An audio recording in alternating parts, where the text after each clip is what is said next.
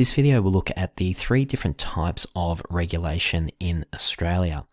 It's useful to understand that when we talk about regulating and policing the relationship between media and audiences, there isn't just a single one-size-fits-all approach.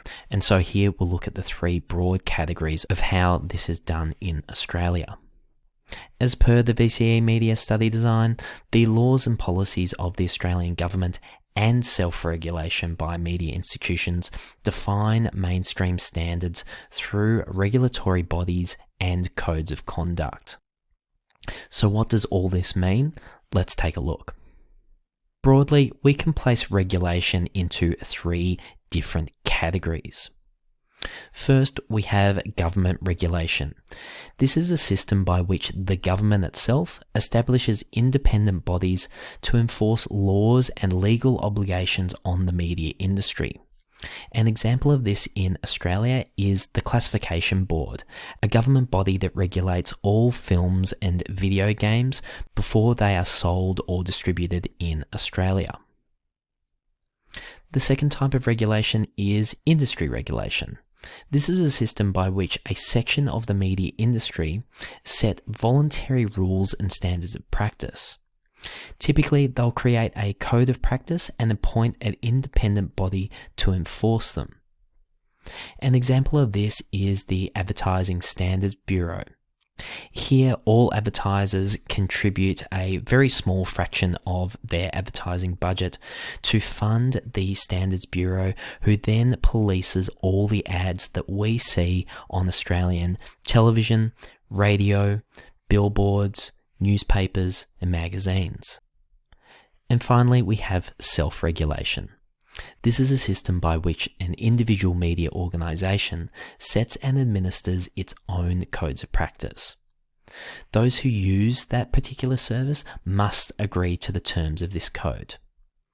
An example of this might be something like YouTube's community guidelines.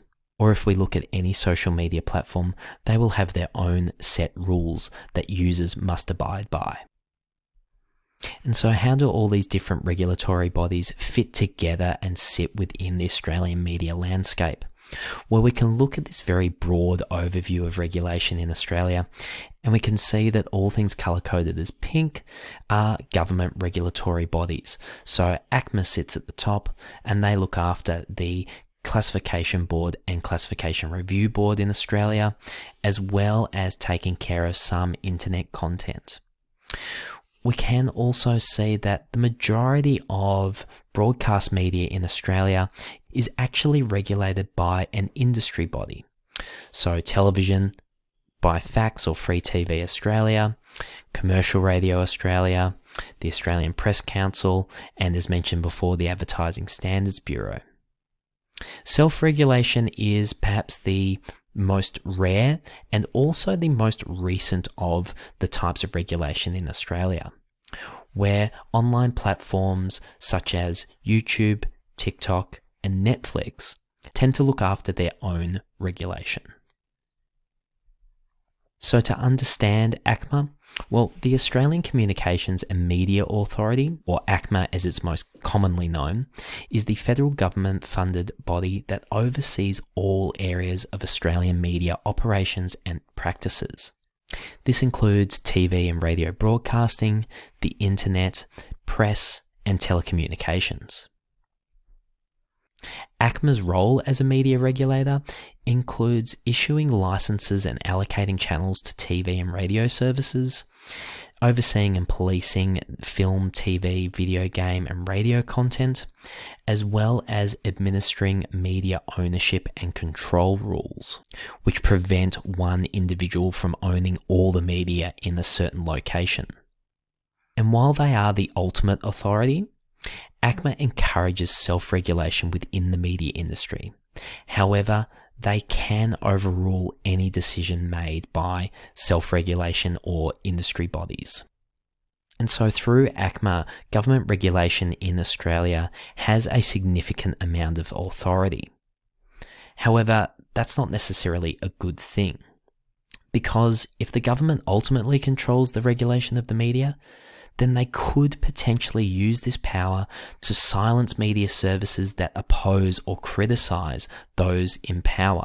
We saw this 1 year into Donald Trump's presidency, where several American media institutions were reporting negatively on the president and highlighting his misinformation.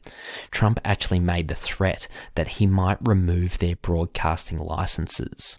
He claimed that this was bad for country, but in actual fact, it was only bad for Donald. And although Trump never actually acted on this, it highlights the danger that is posed by governments actually controlling the media. If we take this to an extreme but real-life example, some nations do have very strict government regulation policies in place.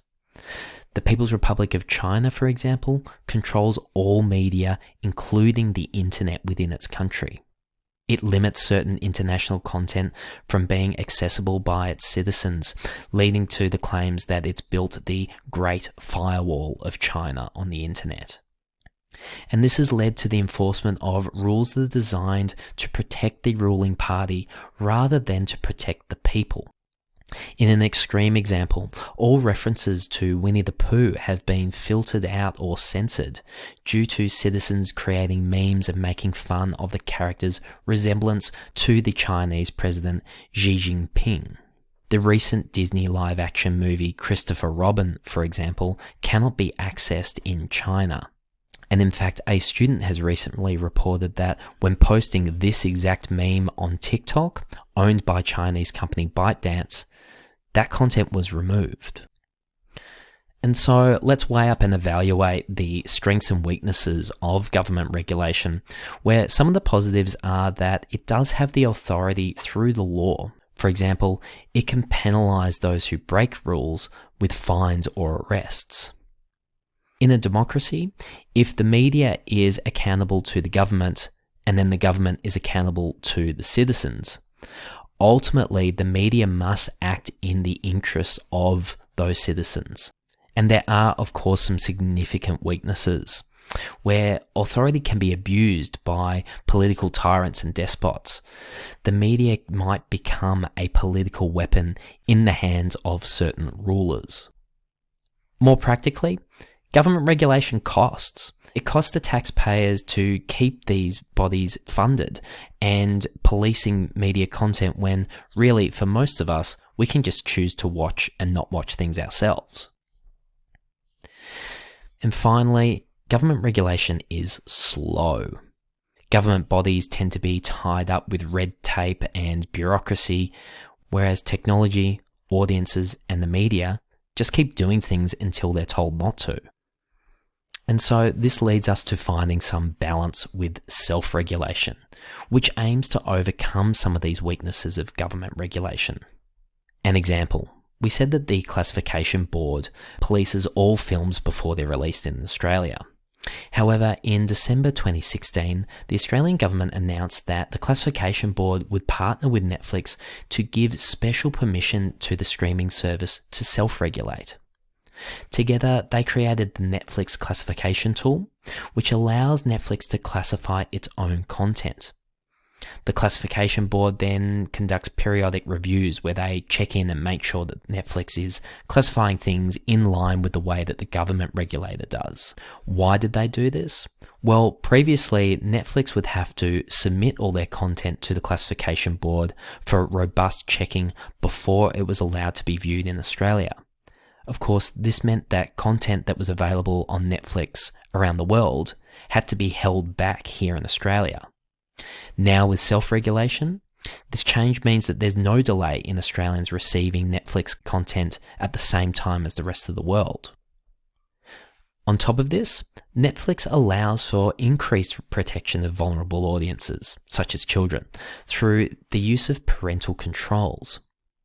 This places regulation control in the hands of the individual user, allowing parents to create a PIN-protected access to content of a certain rating, which they themselves choose for their own families. This approach puts responsibility in the hands of individuals rather than in the hands of media institutions who might not know the specific circumstances of each family in Australia. Some parents might decide that their teenage daughter is mature enough to watch adult content, whereas others might limit access to particular material. Furthermore, Netflix actually listens to the people. In July 2019, something happened which highlights the success of self-regulation, where an institution like Netflix can actually be responsive to audience attitudes.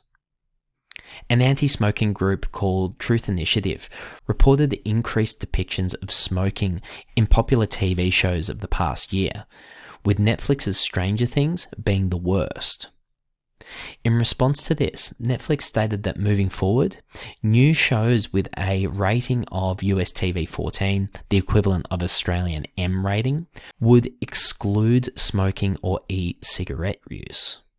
Netflix themselves said that while they strongly support artistic expression, they also recognize that smoking is harmful, and when portrayed positively on the screen, it can adversely influence young people. So here, Netflix didn't have to wait for a rule to be made law by the government. They just listened to their audience and responded. Another reason for self-regulation, according to the VCE Media study design, is that while governments can exercise control over the media through regulation, individual interactions with other media users, such as in social networks, is not subject to these constraints. So then, if the government can't police these interactions, it's up to the media providers themselves. An example of this is YouTube's community guidelines, where in YouTube's terms of service, they outline these as types of content that could be removed from their service. These include things like nudity or sex, harmful or dangerous behavior, hateful content, violent or graphic content, content or comments that could be seen as harassing or bullying, spam, threats, or content that infringes on copyright. And so, in order for any offending material to be removed from YouTube, it must be reported first by a user. It's then reviewed by YouTube's moderators, who check the content against the community guidelines before making a decision. And in order to adequately police this, in December 2017, YouTube announced that they would employ an additional 10,000 people to moderate and check videos for content that breaches these guidelines and therefore clean up YouTube. It should be noted that of those 10,000 employees, the majority are actually stationed in the Philippines. So if you report a YouTube video that you think goes against the standards in Australia, it then gets checked by somebody in the Philippines against a list of guidelines written by somebody in YouTube's head office in the US. And you would think that those 10,000 employees would be able to remove all offensive content from YouTube, but that's not the case. There are a number of examples that breach YouTube's community guidelines, including hate speech against LGBTQ creators like Carlos Maza, and material that has been refused classification in Australia, as well as infringes on copyright. We will be discussing these examples in subsequent videos in this series, but I highlight them here as limitations of the self-regulation practice. And so if we said the government regulation had strengths and weaknesses, well, so do self-regulation, where one of the advantages is that it can respond immediately to individual audience concerns.